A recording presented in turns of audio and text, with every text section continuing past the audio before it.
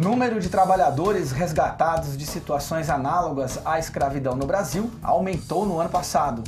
Canil Municipal de Jacareí tem dezenas de animais disponíveis para adoção. Deputados federais poderão usar a cota parlamentar para alugar espaços compartilhados de trabalho.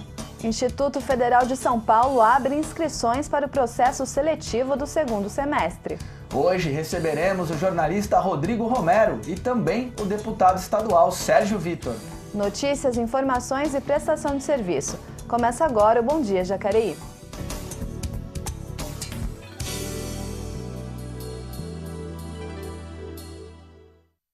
Bom dia, Jacareí! Sejam bem-vindos a mais uma edição do nosso jornal aqui na sua TV Câmara. Mais uma semana começando, segunda-feira, eu e a Leilane trazemos a vocês as notícias neste dia 13 de maio. Bom dia, Leilane. Bom dia, Elton. Bom dia para você aí de casa. Uma boa semana, né? Mais uma segunda-feira e a gente junto aqui na TV Câmara Jacareí. E para começar o nosso jornal, vamos trazer para você os principais destaques da mídia regional e também do Senado Federal no Giro de Notícias.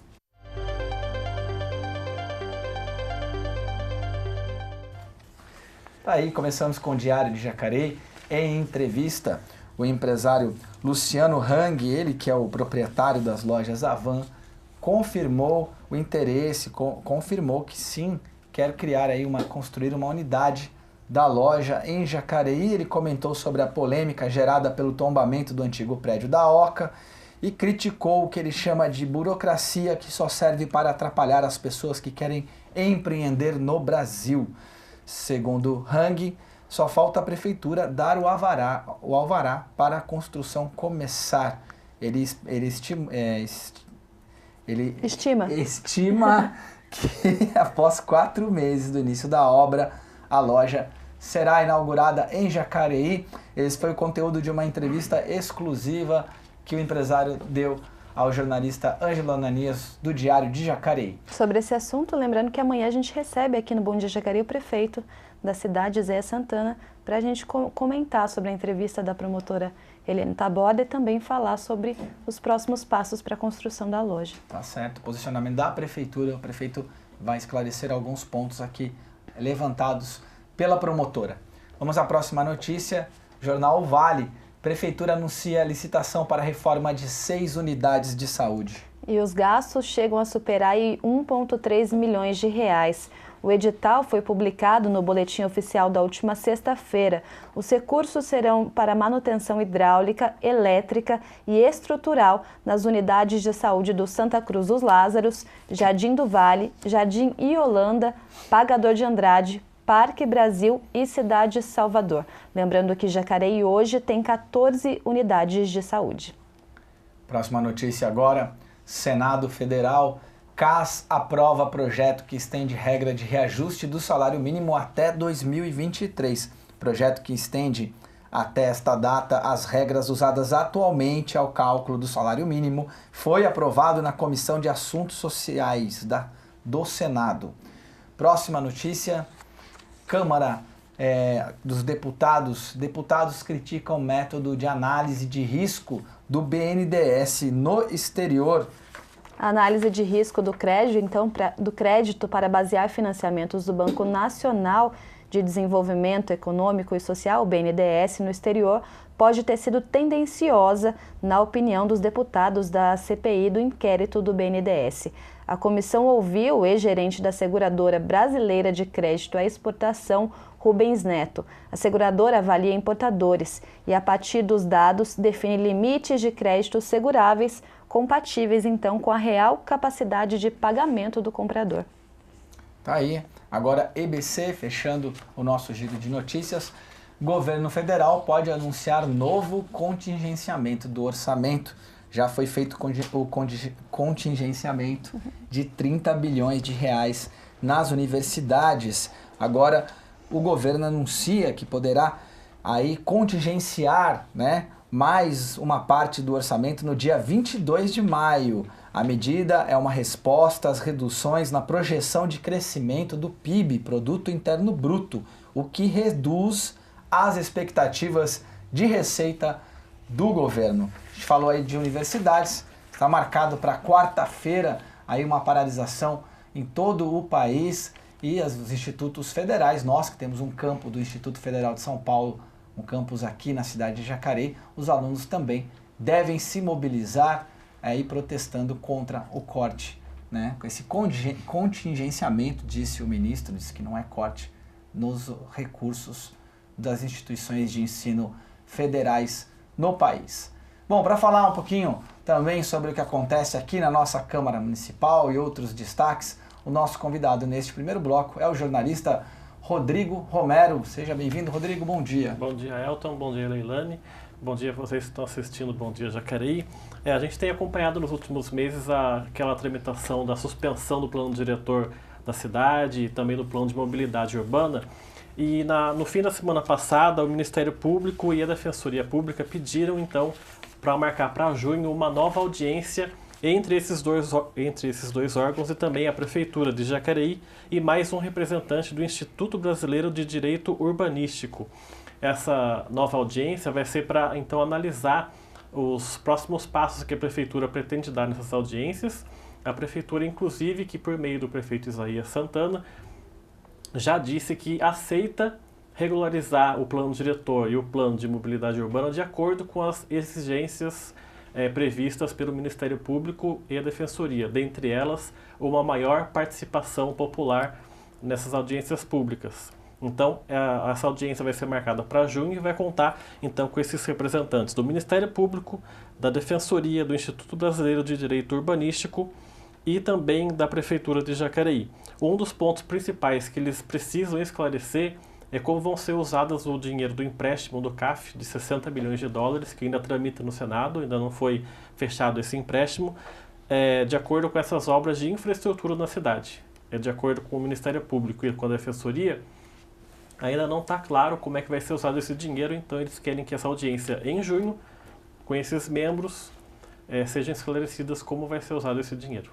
A crítica para barrar, inclusive, foi a falta de participação popular, daí então a necessidade das audiências públicas. Isso, o prefeito já sinalizou desde fevereiro que aceita regularizar essas regras, então em junho provavelmente eles vão sentar e vão entrar num acordo para fazer essas audiências de novo para o plano municipal, para o plano diretor e para o plano de mobilidade de Jacareí. Tá então certo. até lá... Por enquanto fica parado até ser essa reunião feita em junho. Daqui a pouco a gente volta a conversar com o Rodrigo. O número de trabalhadores resgatados de situações análogas à escravidão no Brasil aumentou em 2018. E a Comissão de Trabalho da Câmara dos Deputados discutiu os motivos e as sugestões para combater esse problema.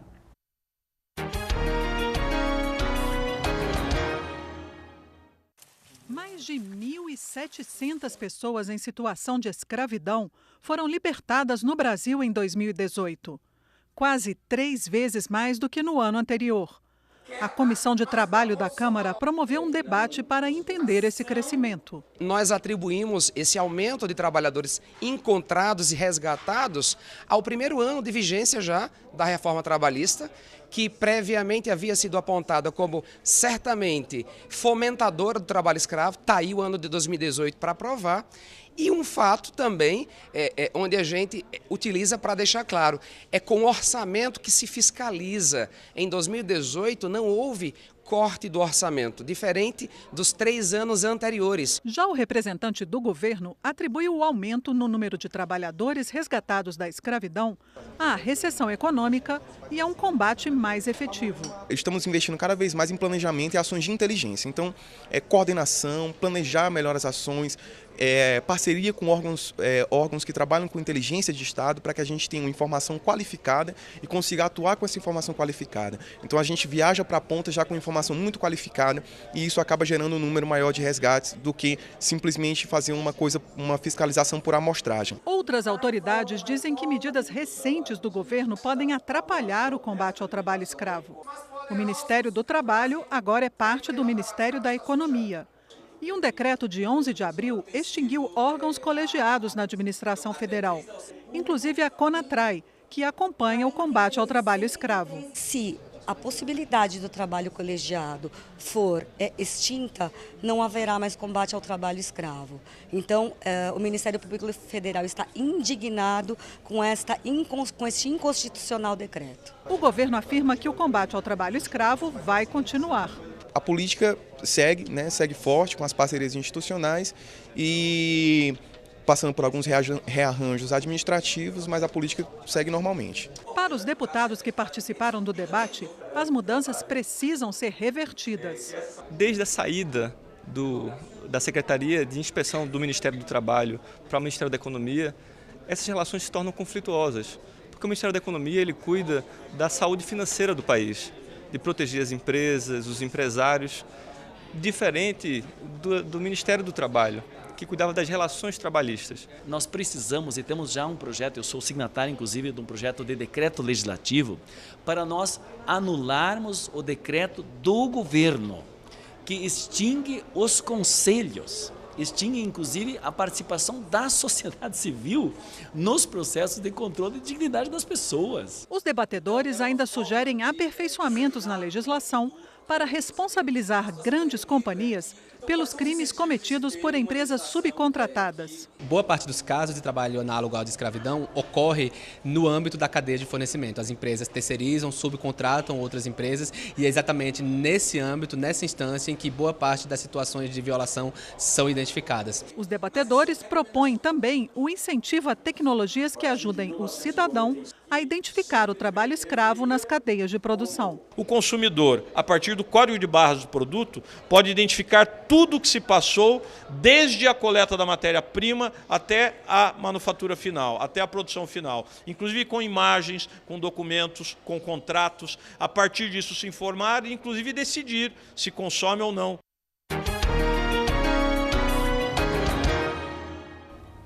Tá aí, em pleno século XXI, a gente ainda tem que discutir, debater esse tema no Congresso Nacional e, enfim. Rodrigo, mais algum destaque? A Prefeitura confirmou para o segundo semestre a inauguração da nova sede do SAI, o Serviço Autônomo de Água e Esgoto de Jacareí. É um prédio que fica na rua Miguel Leite do Amparo, número 121, no centro. Esse prédio foi desapropriado pela Prefeitura no fim do ano passado. A Prefeitura pagou 12 milhões de reais pelo prédio, deu uma entrada de 4 milhões e outras 20 parcelas de 400 mil reais. E a última parcela vai ser em agosto de 2020. É um prédio que foi construído, inclusive, foi construído, vidro, tem lá uma cerca viva, uma parede viva. A Prefeitura que construiu o prédio ou ele já pagou nesse pacote? Isso, a Prefeitura, esse prédio era de uma outra empresa, a Prefeitura comprou o prédio, desapropriou, pagou 12 milhões aí em essas prestações. Ela vai ter que fazer algumas obras ainda para regularizar a situação do prédio, que tem alguns problemas ali dentro. Mas já prometeu para o segundo semestre, então, inaugurar essa nova sede do SAI aqui em Jacareí, que até foi alvo de um pedido de informação do vereador Paulinho dos Condutores, perguntando de onde que a Prefeitura tinha tirado esse dinheiro, como é que ia ser essa mudança da nova sede do SAI. Enfim, ele fez esse pedido de informação e a Prefeitura, então, agora confirma para o segundo semestre essa mudança da sede do SAI, que atualmente fica aqui perto da Câmara, ali na Praça da Matriz, e vai mudar para essa outra rua. Esse prédio, Rodrigo, onde o SAI está atualmente, é próprio da Prefeitura? Você tem essa informação? É um prédio, se eu não me engano, é um prédio alugado. É um dos prédios que a Prefeitura tem alugado aí para sediar as autarquias. Então ela vai deixar esse prédio alugado e vai passar para um prédio próprio da Prefeitura. E as parcelas a última parcela de 400 mil vai ser paga em agosto de 2020. Tá aí. Bom, todas as informações do Legislativo Municipal estão reunidas em um só lugar, jacareí.sp.leg.br, é lá do nosso portal legislativo que trazemos agora as informações do momento legislativo. Começamos aí hoje com os vereadores, está aqui, doutora Márcia do PV, que encaminhou à Prefeitura indicações que pedem melhorias a serem realizadas lá no bairro Parque dos Sinos, na região norte da cidade. Próximo vereador, Rodrigo Salomão, do PSDB, ele pede medidas para evitar transtornos sobre o tamanho dos uniformes distribuídos aos alunos da rede municipal. Aí no plenário da Câmara foi discutido inclusive a possibilidade para que os alunos experimentem os uniformes antes de levar o uniforme para casa. A criançada cresce em 6 meses, no tempo que foi medido, para o tempo que o uniforme é de fato entregue. Então, o vereador Rodrigo foi um dos que falou sobre esse tema no plenário da Câmara. Vamos seguir mais um destaque agora. Temos o vereador Juarez Araújo, do PSD, que pede que a prefeitura instale manilhas na estrada Pindaiúva, localizada próxima à Estrada do Varadouro, região sul de Jacareí, aí manutenção de estradas rurais. É o tema do pedido do vereador, da indicação do vereador Juarez Araújo. Lembrando que você pode acompanhar todos esses pedidos de informação através do nosso site jacareí.sp.leg.br. O Canil Municipal aqui de Jacareí tem mais de 30 cães para adoção. Então, se você quer adotar um bichinho de estimação, acompanhe essa matéria.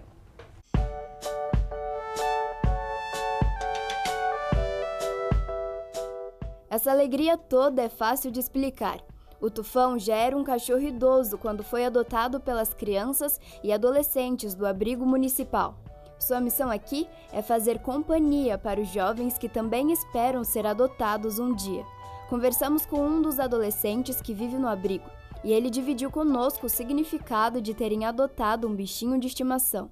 Eu vejo como uma possibilidade, né? Uma possibilidade de dar carinho para alguém, de dar amor para alguém. O Tufão foi adotado no Centro de Observação Animal, o Canil da cidade, e os próprios adolescentes que o escolheram. E em relação aos benefícios que adotar um cachorrinho pode trazer, existem vários, que são inclusive comprovados cientificamente e que envolvem até mesmo o auxílio em tratamentos de depressão. A Renata e o Daniel, que trabalham no abrigo, concordam que o Tufão realmente trouxe boas experiências para casa.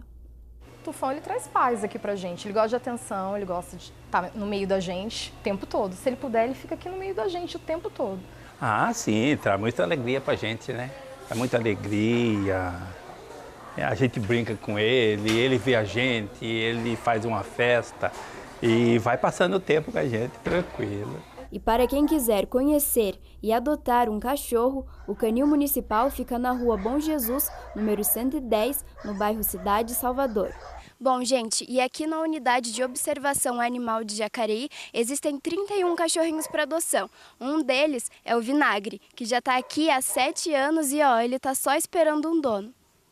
A gerente de trabalho comunitário de proteção animal da cidade, Joelma Prílipes, conta como a adoção pode ser feita. A pessoa tem que trazer RG, CPF, comprovante de residência, é feita uma entrevista, né? Depois é feita uma verificação no local e após toda essa análise é que o animal é encaminhado, liberado para adoção. Lembrando que o Canil não recebe animais, pois todos os que são recolhidos pelo Centro de Observação vêm de casos de zoonoses. Após investigação, todos são cuidados, vacinados, castrados e aí sim, colocados para adoção. Hoje o Canil Municipal ele pertence à Secretaria de Saúde e a Secretaria de Saúde, o serviço que ela presta são para animais com suspeitas de zoonose. Então esses animais normalmente são encaminhados pelo Corpo de Bombeiro, né? Aí onde vem para o Canil, aí é que é feita uma avaliação do animal e ele fica em quarentena, né? Para os médicos veterinários avaliarem se ele realmente é portador ou não da doença. Aí a partir do momento que verifica que está tudo ok, que ele não é o portador, eles ficam disponíveis para adoção. E enquanto estávamos no Canil, uma família chegou para ver os animais. O Gustavo, inclusive, com apenas 9 anos, já entende bem a importância da adoção. Também precisa adotar os cachorros, porque tem alguns que não acabam tendo lar e foge, aí você vê eles na rua passando fome, isso é muito triste.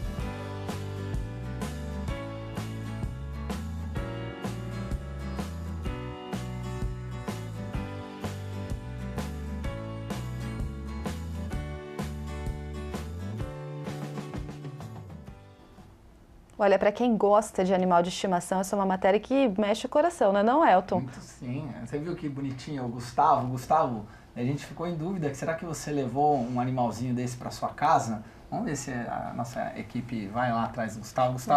Gustavo pode comentar também nas nossas redes sociais. Gustavo ficou emocionado. Será que a família dele está assistindo? Será que ele levou um animalzinho desse para casa ou ainda não? É importante ver, né? A sinceridade da criança talvez toque mais o coração dos adultos, quem sabe. Falar em tocar coração, Leilane, neste final de semana a gente foi destaque aí na emissora concorrente, né? Tô brincando. A avó do Rodrigo Romero, que aos 84 anos foi, como presente de Dia das Mães, o seu tio Fernando, autor aqui da cidade, tem um livro de Jacareí, enfim. Vocês levaram a sua avó para assistir um jogo do Corinthians. Presente de Dia das Mães. Ela tinha ido assistir um jogo mais de 20 anos atrás, mas no Martins Pereira, quando o Corinthians foi jogar com o São José. E ela queria assistir o jogo na Arena Nova, do Itaquerão, né? Então meu tio levou ela lá para ver o Corinthians e Grêmio. O jogo foi 0-0, meio sem graça o jogo, né? Mas ela realizou o sonho de ir lá. Ela conheceu o estádio, tirou foto com as estátuas lá dos jogadores, viu os troféus, deu uma passeada no estádio lá e realizou o sonho de conhecer o Itaquerão. Foi melhor que em 89 o Corinthians perdeu pro São José, né? Aqui no Martins Pereira. São José, o Corinthians perdeu 3-0, mas dessa vez ela não conseguiu ver um gol do Corinthians, né? Porque o jogo foi 0-0, mas provavelmente ela vai voltar para ver outros jogos do Corinthians agora. Presente Dia das Mães. Dia das Mães. Meu tio levou ela lá no sábado à noite. Trazer ela na TV Câmara também para aparecer, contar a história dela aqui. Bom, agora é hora de acompanhar mais um episódio da série produzida aqui pela equipe da TV Câmara em parceria com a Cooperativa de Reciclagem aqui da cidade, que fala sobre maneiras adequadas de descartar o nosso lixo. Olá, meu nome é Lúcia Penha de Araújo, sou cooperada, trabalho 9 anos na cooperativa. Eu quero falar para vocês um pouquinho do rejeito que não é reciclável que vem para a cooperativa. Olha, gente, veio uma caixa de reciclagem, mas vocês podem ver que pode ter muito rejeito aqui dentro. Por exemplo, fralda descartável. Isso é um rejeito que não pode vir para a cooperativa. Cocô de cachorro. Se vocês juntar, pôr numa sacolinha, ponha no rejeito que vai para o aterro sanitário. Não manda para a cooperativa, porque é uma coisa que faz muito mal, tem muito verme. Ele pode contaminar a mão das meninas que rasgam material aqui na esteira. Eu peço, por favor, que vocês colaborem com a gente, que vai tirando os rejeitos que não faz parte da cooperativa. Por exemplo, cocô de cachorro. E desde já eu agradeço a vocês de colaborar com reciclagem para a gente. Obrigada.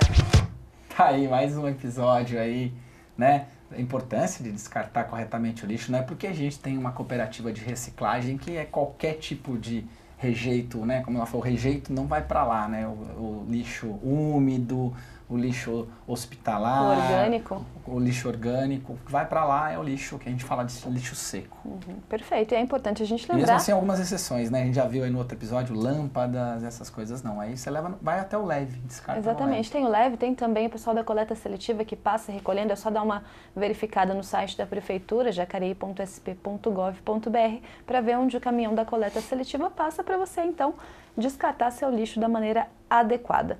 Rodrigo, obrigada mais uma vez pela sua participação. Isso aí. A gente vai para o intervalo rapidinho. Na volta, vamos receber o deputado estadual Sérgio Victor. O Bom Dia volta já.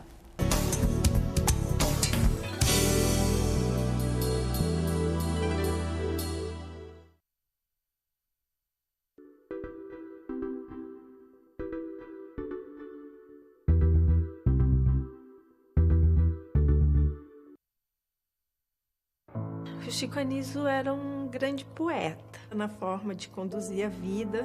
O Chico parou de fumar aos 52 anos, quando ele teve um infarto. Eu penso sempre nos últimos 2 anos da vida dele, que foram extremamente cruéis. E a pior coisa que tem é você ver a pessoa que você ama sofrendo daquele jeito. O cigarro matou um grande pai, um ator, um comediante. O cigarro matou o Azambuja, o Pantalhão, o Painho. Mas o cigarro roubou de mim, principalmente, o grande amor da minha vida. A presença, o carinho e os momentos calorosos na vida de muitas famílias se tornaram cinzas. O cigarro mata.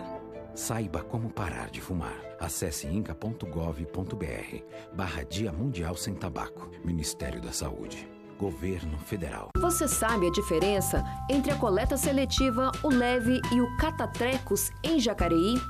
A coleta seletiva é o recolhimento daquele lixo seco, como papéis, plásticos, metais e vidros, que é retirado por caminhões e você deixa na porta da sua casa. Já os leves são os locais fixos de entrega voluntária em que você pode levar óleo de cozinha, pilhas, lâmpadas, material de construção de até 1 metro cúbico, móveis, eletroeletrônicos, eletrodomésticos e sucatas em geral. Finalmente, o catatreco é itinerante. O caminhão recolhe basicamente os mesmos materiais que o leve, porém ele se desloca até os bairros da cidade, sempre aos sábados de manhã. Confira os locais atendidos por esses 3 serviços de coleta de resíduos em Jacareí pelo site jacareí.sp.gov.br. É uma infecção incurável, letal se não tratada.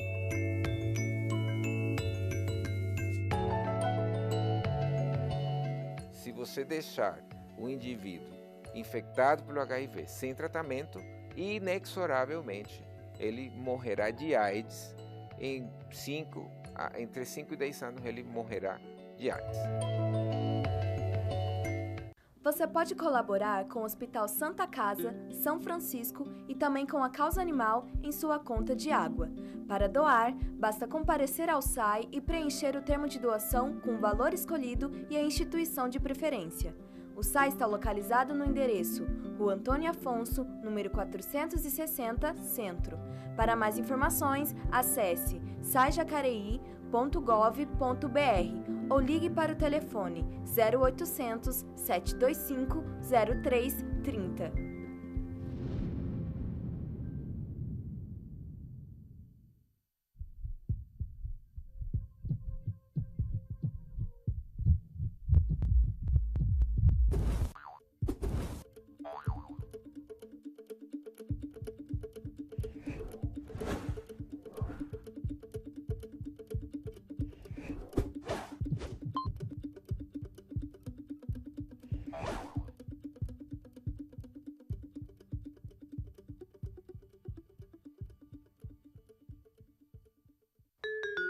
Campanha de vacinação antirrábica em Jacareí.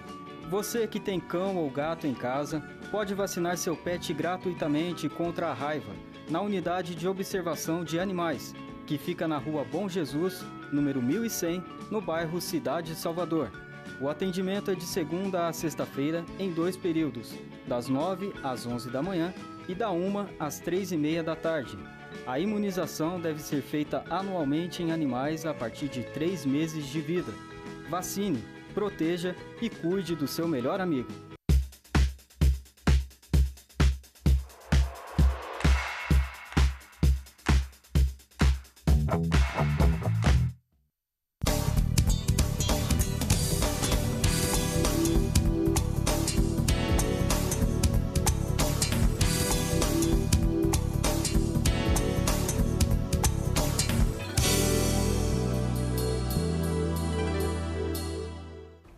Estamos de volta com o segundo bloco do Bom Dia Jacareí e agora vamos conversar com o deputado estadual Sérgio Victor, ele que é um dos representantes do Vale do Paraíba na Assembleia Legislativa. Seja bem-vindo, deputado, bom dia. Bom dia, muito obrigado. Bom dia a todo mundo que está assistindo aí.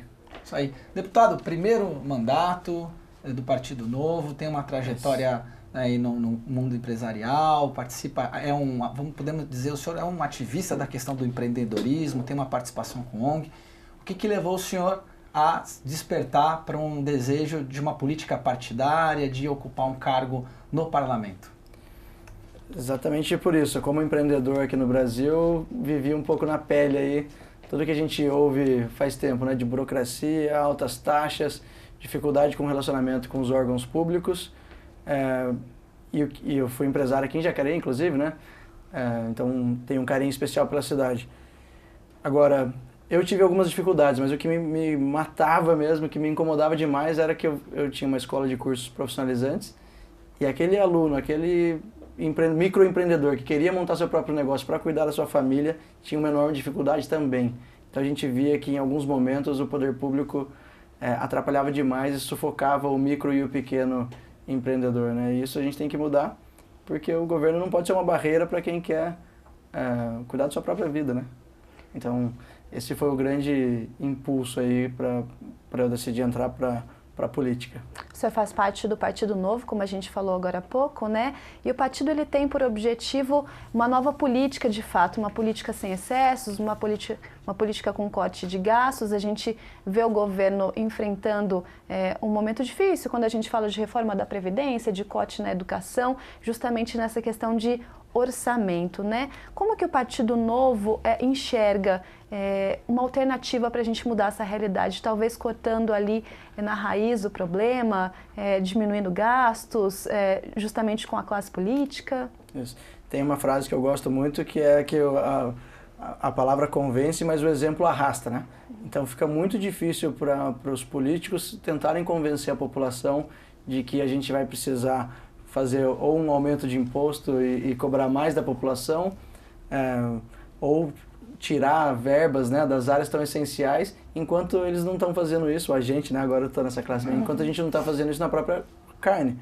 Então, o No Novo é regra, né, a gente abre mão dos auxílios, dos privilégios, de tudo isso, justamente para mostrar, olha, a gente acredita que a gente tem que trabalhar mais e fazer mais com menos, né.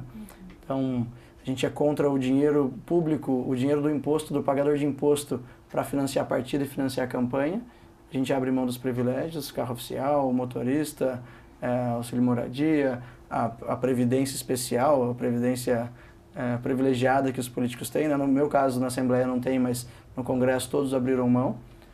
E é assim que a gente começa a dar o exemplo e mostrar, olha, a gente vai ter que falar de alguns assuntos que são polêmicos, que pode parecer que está te tirando um benefício neste momento, mas na verdade é porque a conta deixou de fechar. O nosso governo gasta demais com coisas não essenciais e aí quando precisa para saúde, educação e segurança, falta recurso.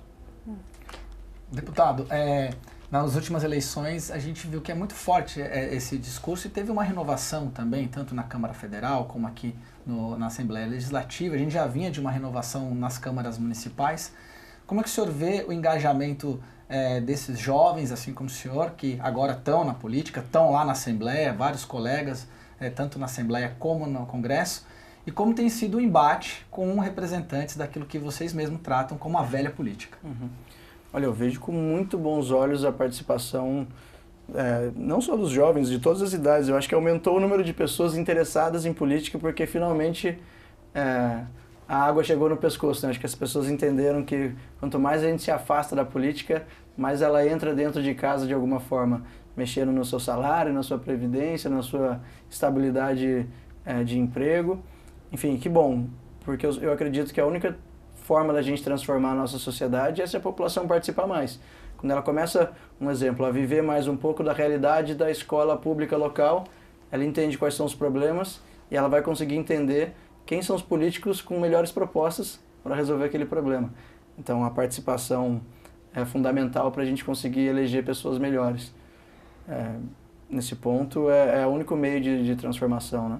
Porque a renovação foi de 50%, mas muita gente que entrou agora como renovação já tinha cargo ou já teve cargo em outros períodos, né? Então, não estou entrando no mérito se é bom ou se é ruim, mas gente nova, com ideias novas, ou cumprindo o que promete, ainda é a minoria. O senhor recebeu quase 30 mil votos, né? Uma votação extremamente expressiva quando a gente fala aqui da nossa região para um cargo na Assembleia Legislativa. Trabalhou, inclusive, com 400 voluntários durante a campanha. Talvez justamente esse objetivo de levar o jovem para dentro da política foi uma das armas que o senhor usou na época de campanha e também para atrair esse número de voluntários? Eu não mirei necessariamente nos jovens, né? Acho que eu tive voluntários de vários tipos, idades e formas. Eu acho que eu consegui... O que eu ouvi muito na campanha, né? Olha, é a primeira vez que eu estou colando adesivo de político no carro, então eu vou te cobrar, hein? A pessoa tá tentando participar de alguma forma. Eu acho que a gente, no Novo, né? A gente conseguiu acordar um grupo de pessoas que nunca tinham participado, que assim como eu, né? Nunca tinham participado. Sentiram empatia pela causa e decidiram apostar pela primeira vez em alguém diferente. Então eu tenho uma responsabilidade enorme agora para prestar conta e fazer valer o esforço e a dedicação dos voluntários também. Né? Muito bem. Olha só, em vez de manter um escritório político com despesas fixas nos estados, os deputados federais vão poder usar a cota parlamentar para alugar espaços compartilhados de trabalhos chamados coworking, O objetivo é reduzir custos, mas existem também outros benefícios.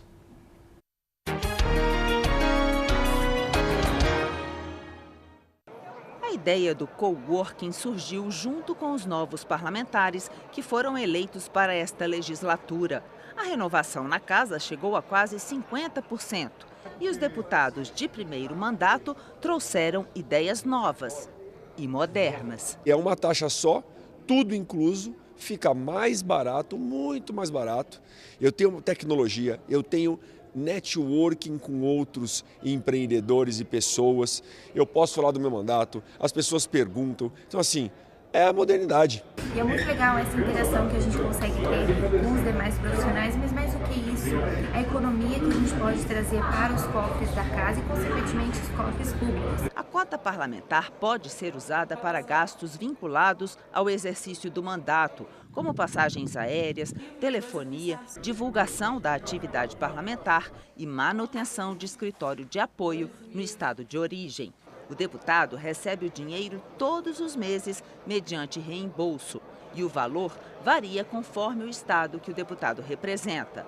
A primeira secretária da Câmara, deputada Soraya Santos, destaca que o coworking é o ponto de partida para outras inovações que vão ser implementadas na Câmara. O coworking foi o primeiro, volto a dizer, o primeiro passo nas diversas ferramentas que a gente pretende implementar neste biênio, numa determinação de economicidade, efetividade e principalmente a eficácia do resultado que a gente quer, gerando o quê? Maior aproximação com a população com o menor custo possível.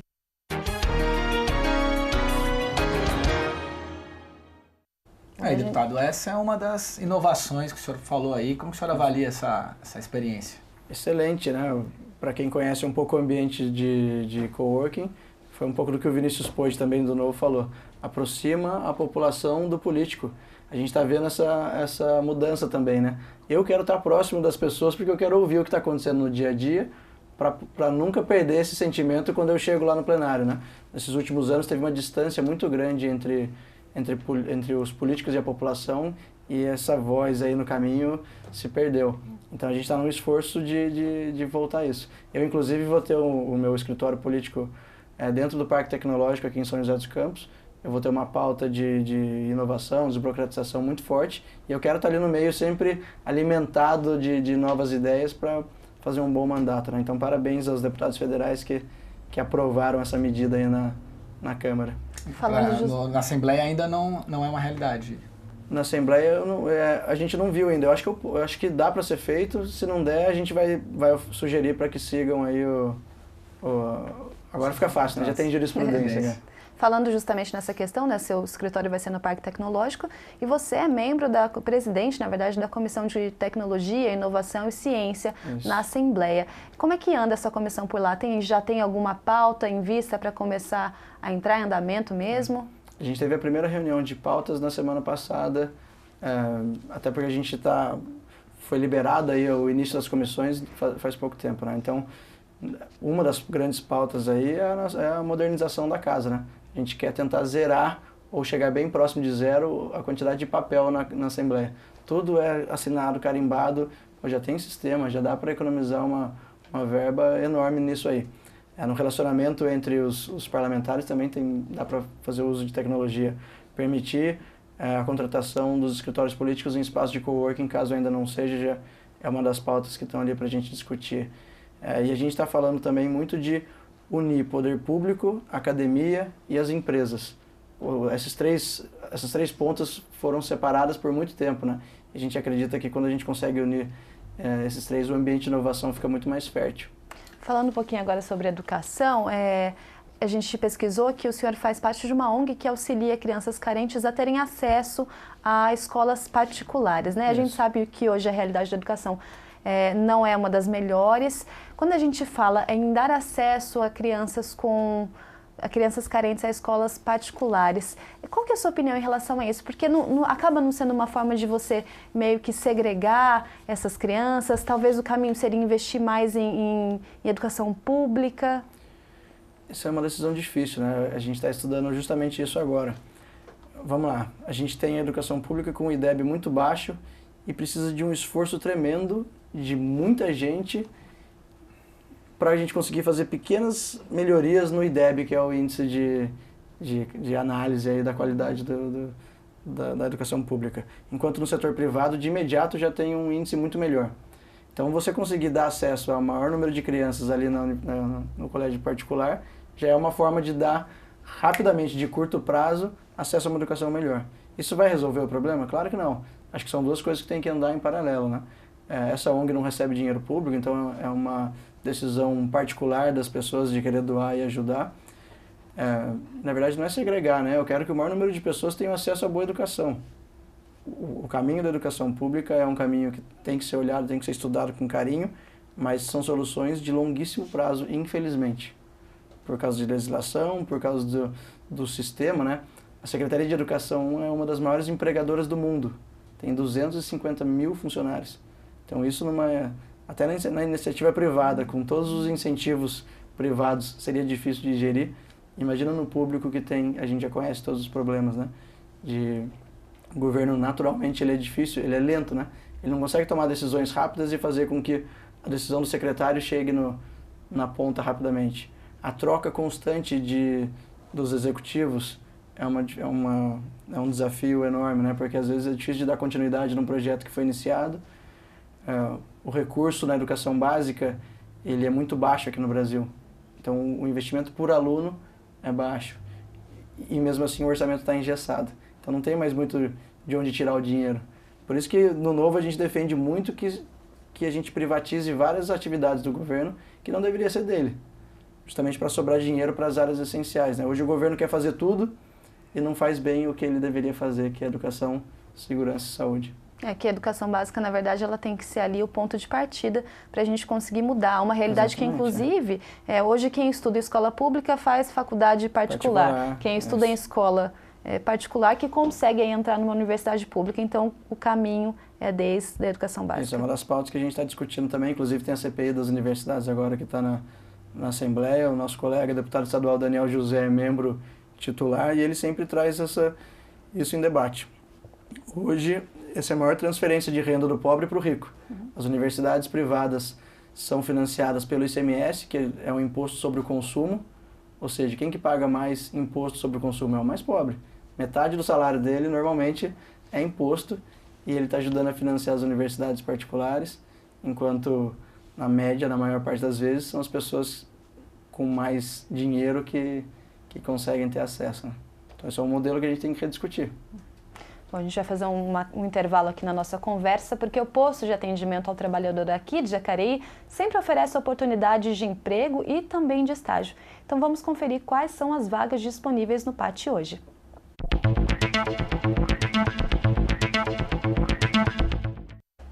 Muito bem, hoje temos aí 2 vagas para arte finalista, também auxiliar de escrituração fiscal, 1 vaga, 3 vagas para corretor de imóveis, e costureira, 1 vaga.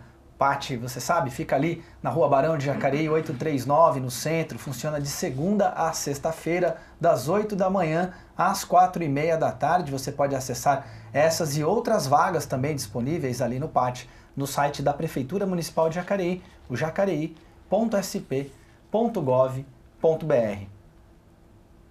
Bem, deputado, o senhor está ali na Comissão de Ciência e Inovação e estadual, né? Mas ao mesmo tempo a gente percebe hoje a questão da educação, aí a Leilani falou agora um pouquinho do ensino superior, da pesquisa, ela está vivendo uma grande ebulição, né? Muita polêmica em torno disso. A gente acompanhou agora o contingenciamento lá dos 30% da verba da educação superior. Como é que o senhor vê isso? Assim, imagino que na comissão o senhor está lidando também com essa ponta que é a academia, né? A produção do conhecimento. O senhor, o Partido Novo tem um posicionamento em relação a isso? Como que o senhor vê o ambiente da pesquisa e da produção de conhecimento científico no país? Legal, ótima pergunta. No estado de São Paulo, as universidades estão um pouco blindadas com isso, né? Porque justamente o orçamento das universidades são uma porcentagem da arrecadação do ICMS. Então ela está muito mais... A sua receita sobe e desce de acordo com a arrecadação de impostos justamente sobre o consumo. 9,57% do ICMS Então é quase 10 bilhões aí para as nossas 3 universidades estaduais, USP, Unicamp e Unesp. Esse é um valor que a gente pode, é um baita valor, né? Se fosse um estado, seria o 9º estado com maior arrecadação do país. Então, as nossas 3 universidades têm um PIB maior do que grande parte dos nossos estados aqui. Agora, em âmbito federal, estado que está recebendo esses cortes, eu tenho que olhar com mais carinho aí o orçamento, né? A nossa Previdência está tomando quase todo o espaço do nosso orçamento. A gente tem quase tudo engessado. E não é só a educação universitária, a educação básica, infelizmente, também recebeu cortes. Todas as áreas estão recebendo cortes porque acabou o dinheiro. É por isso que a gente tem que rediscutir o nosso modelo de Estado. O que é que a gente quer que o nosso governo faça de fato? A gente quer que ele tenha empresa? A gente tem um monte de estatal em todos os níveis que dão prejuízo, e quando uma empresa estatal dá prejuízo, quem é que paga? É o pagador de imposto, né? A gente tem um monte de atividades que o governo quer executar em vez de deixar na iniciativa privada, que quando ele quer executar aquele serviço que não deveria ser dele, é o cidadão, o pagador de imposto que paga. Por isso que eu entrei para a política até, inclusive, né? Eu quero que o nosso governo deixe regras tão simples que qualquer pessoa que queira empreender consiga sem ter que ter um monte de taxa e custo para pagar para o governo. Eu quero que quando o governo receba e pegue o dinheiro do nosso imposto, aquele dinheiro que a gente suou para trabalhar e pagar ali, deixar nossa cota para o governo, eu quero que ele seja usado muito bem, isso para quem precisa. Porque hoje esse sentimento de que o nosso imposto está sendo bem usado, eu não vi nenhum brasileiro comemorando, falando, não, o nosso governo está fazendo um bom papel. Aí direita, esquerda, liberal, centro, está todo mundo reclamando. Então a gente tem que achar esse ponto de consenso de que o governo não está fazendo o que deveria e rediscutir todo o modelo. A gente acompanhou uma entrevista sua onde você deu um depoimento de que o plano de governo, o pensamento, na verdade, de economia do Novo se identificava mais com o do PSL do que com o PT que estava na gestão passada. Sim. Essa visão ainda continua a mesma? Continua. Eu não concordo, não votei no Bolsonaro. Votei no Bolsonaro no segundo turno por uma questão de ter que escolher um ou outro, né? Não concordo com tudo que ele está fazendo, mas o ministro Paulo Guedes, um liberal convicto ali, está tentando destravar a economia e nesses pontos eu concordo, né? Acho que a gente tem que deixar, agora o que o Bolsonaro tem que fazer é deixar ele trabalhar e passar as medidas que a gente precisa. Vamos lá, então. O Instituto Federal de São Paulo abre inscrições para o processo seletivo do segundo semestre com oferta de vagas para cursos técnicos gratuitos aqui na cidade de Jacareí. Veja os detalhes no Boletim de Notícias.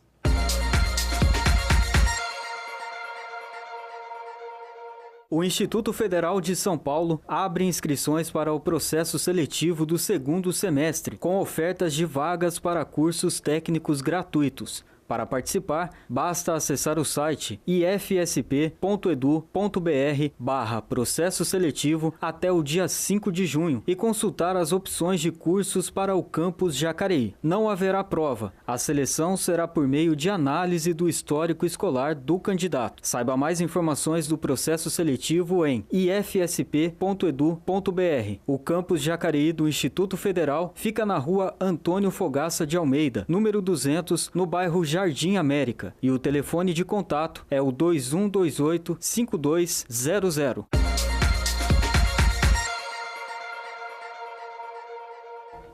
Importante ficar atento aí aos prazos de inscrição para não perder, né? Quem está com interesse de participar, de cursar alguma das disciplinas lá do Instituto Federal, fique atento aos prazos. Bom, voltando aqui para a nossa conversa, a gente quando fala de 30 mil votos é uma votação expressiva, como a gente já falou, e a gente começou o jornal falando que o senhor é um dos representantes do Vale do Paraíba lá na Assembleia.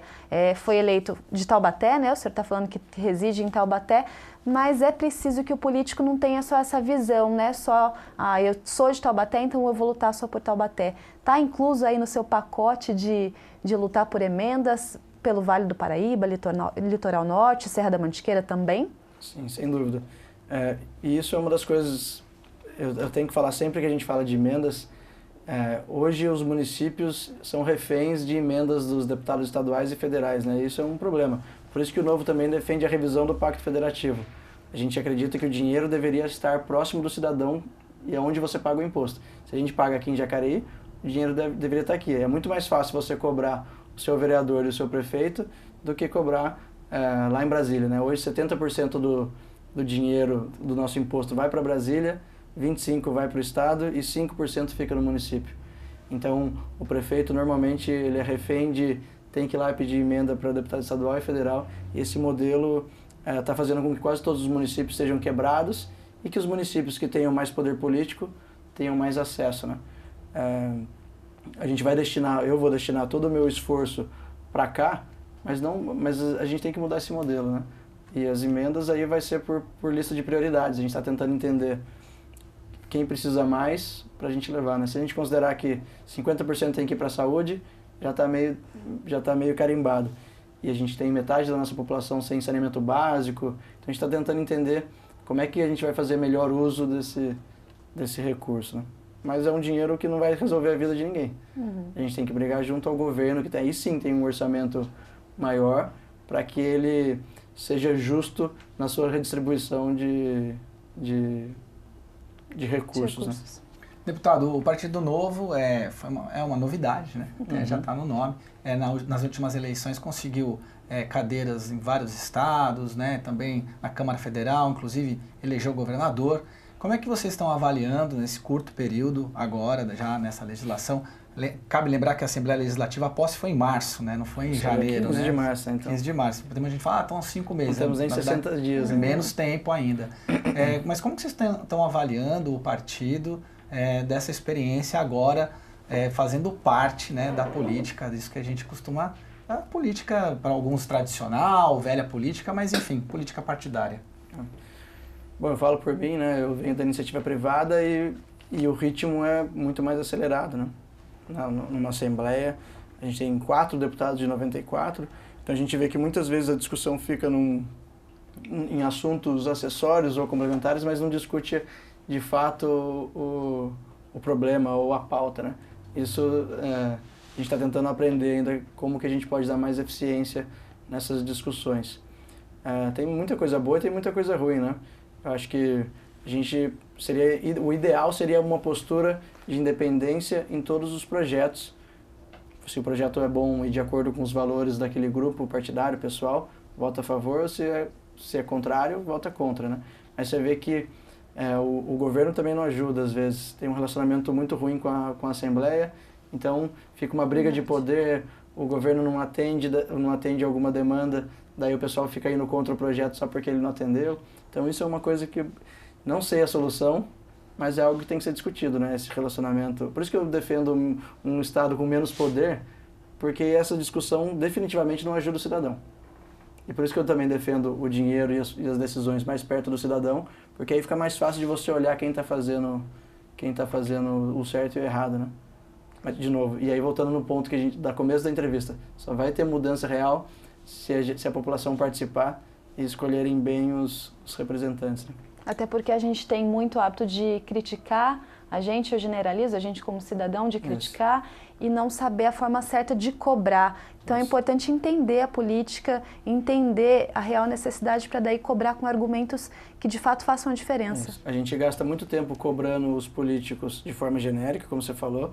A gente passa muito tempo cobrando o político e aí quando você vai descobrir aquela função ou responsabilidade não era nem daquele cargo. Então se a gente entender melhor, por exemplo, no caso das emendas, né? Muita gente fica pedindo a emenda por um apoio político, mas isso não vai ajudar, não vai resolver o problema, né? A gente tem que ir na causa da raiz. Eu sinto que nesses próximos 4 anos, uma das minhas principais responsabilidades como eleito é fazer com que de alguma forma a informação chegue correta para o cidadão e incentivar ele a participar. Isso é mais importante do que alguns projetos de lei que eu possa fazer. É trazer mais gente para participar, para entender como é que funciona, para a gente começar a evoluir nos próximos, né? Deputado, o senhor acha que, é uma questão até pessoal, para a gente encerrar também, está batendo o horário, o senhor acha que muitas vezes a pessoa quando disputa um cargo, ela tem essa boa intenção, mas quando ela chega lá, encontra essa realidade que o senhor está falando, de às vezes votar a favor ou votar contra por um alinhamento político, por uma questão que extrapola o mérito do projeto, o senhor acha que muitas pessoas, muitos políticos acabam, por medo de não ser reeleito, por medo da população não compreender o trabalho? A gente vivencia isso aqui na Câmara. Tem gente que às vezes responsabiliza a Câmara por questões que não são da função da Câmara, né? Como que o senhor vê isso? O senhor acha que no fundo, as pessoas acabam cedendo a esse jogo político para poder fazer a política ou para poder buscar um resultado lá na frente? Sem dúvida. Eu acho que sim. Eu não as julgo assim, né? Se a população está cobrando ele de uma forma, ou ele ou ela, né, de uma forma errada, ele acaba cedendo, ele não pode dizer que ele não ouviu a voz da população, né? Mas isso faz com que grupos, o corporativismo de alguns grupos fortes ganhem muito mais espaço do que o que o meu colega Ricardo Melão chama de maior sindicato do país que deveria ser mais ouvido, é o sindicato do pagador de impostos. Só que ele é desunido e não tem um grupo que peça assim, olha, isso aqui é bom para a maioria ou isso aqui é bom para esse grupo. Tem que ser bom para a maioria sempre, né? Então, normalmente você vê lá, quase sempre na Assembleia tem grupos grupos corporativistas ali pedindo melhoria para uma classe ou para outra, sem querer olhar o todo. E aí é muito difícil um político, tem um grupo lá de 1000 pessoas pedindo isso aqui, para o cara falar que não. É uma pressão que ele vai sofrer, que ele tem que entender se aquilo é bom para o todo ou não, né? Mas, de novo, a gente só vai conseguir mudar isso se a população estiver mais presente. Deputado, obrigada, viu? Obrigada por arrumar um tempinho na sua agenda e vir aqui no Bom Dia Jacareí. Eu que agradeço, obrigado. E quem quiser acompanhar aí um pouco mais do meu trabalho, Sérgio Victor BR, tem aí na tela, no site sergiovictor.com.br. Obrigado. Obrigado, senhor. Bom, hoje, a partir das 19 horas, a Câmara Municipal vai realizar uma sessão solene em homenagem ao profissional de saúde destaque do ano. Você pode participar aqui no plenário ou acompanhar ao vivo através da TV Câmara Jacareí. A gente se vê amanhã. A gente fica por aqui, continue nos acompanhando em jacareí.sp.leg.br. Lembrando que o Bom Dia Jacareí tem 2 reprises, uma ao meio-dia e a outra às 11 da noite. Nós voltamos amanhã a partir das 9 da manhã. Forte abraço, até lá!